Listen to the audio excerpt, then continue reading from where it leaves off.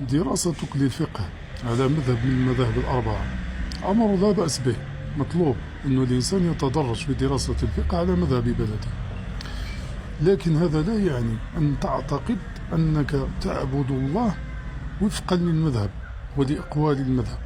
هذا لا يجوز، هذا الاعتقاد وهذا الفهم خاطئ.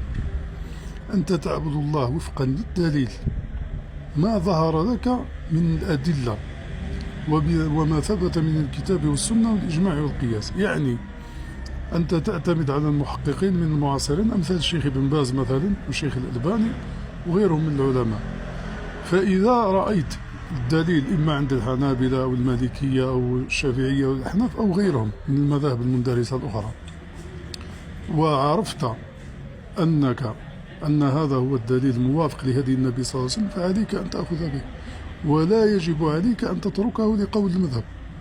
وهذا الناس تختلف فيه درجات، أنت لست عامي، يعني يذهب يسأل فقيه مالكي يقول له كذا يروح يطبق، هذا معذور شرعا. أما أنت إذا كنت تقرأ المذهب بدليله فأنت تتفقه.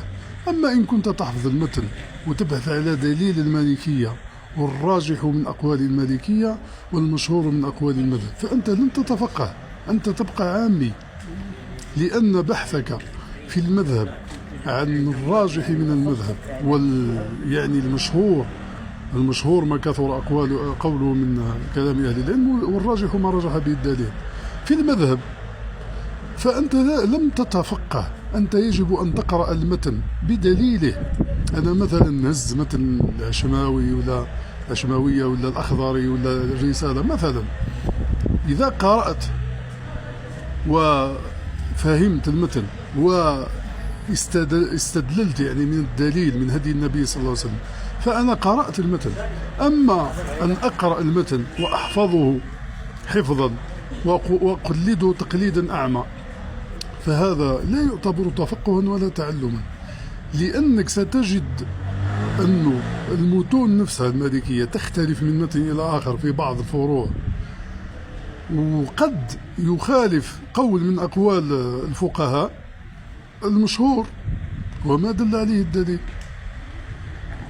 نفس المذهب يخالف فيه الفقيه المذهب ولا يوافق فيه الراجح والدليل من المذهب، فما بالك الدليل من قول رسول الله صلى الله عليه وسلم في أي مذهب من المذاهب. فأنت إذا قرأت المتن بدليله فحي هلا، فأنت تفقهت وتعلمت مسائل.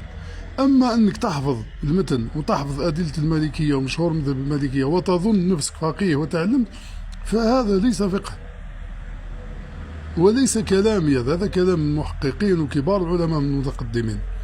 فيجب قراءة الفقه بدليله، لأنك تتعبد الله بما جاء من الكتاب والسنة ليس بما جاء من أقوال المذاهب وأقوال الرجال.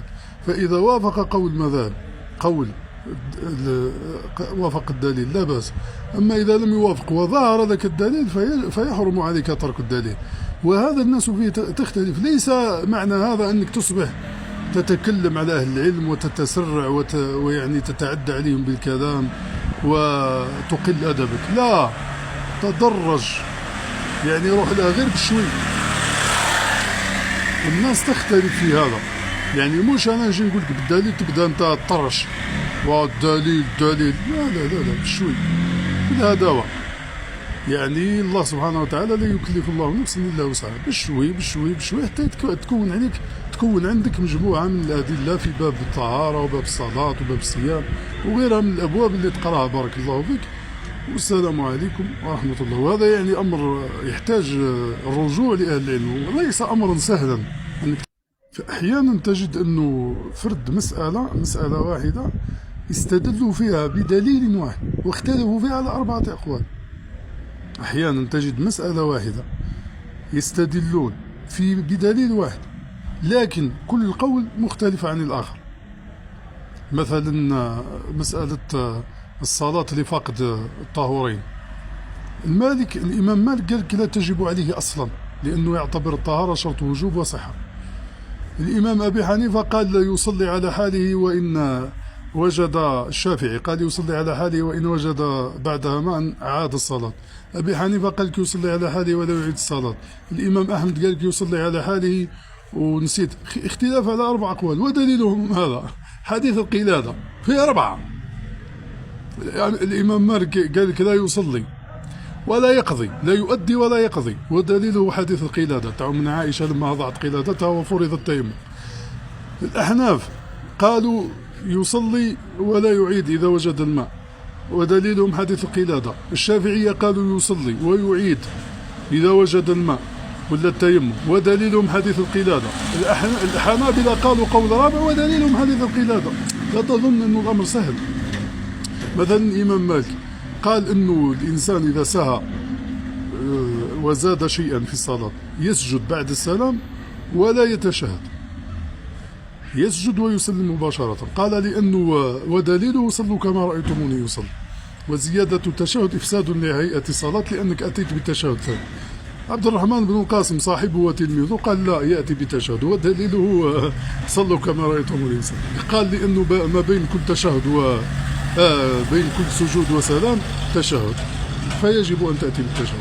أمر ليس سهل، لكن إنسان يتدرج ويحاول أن يوافق هدي النبي صلى الله عليه وسلم. والسلام عليكم.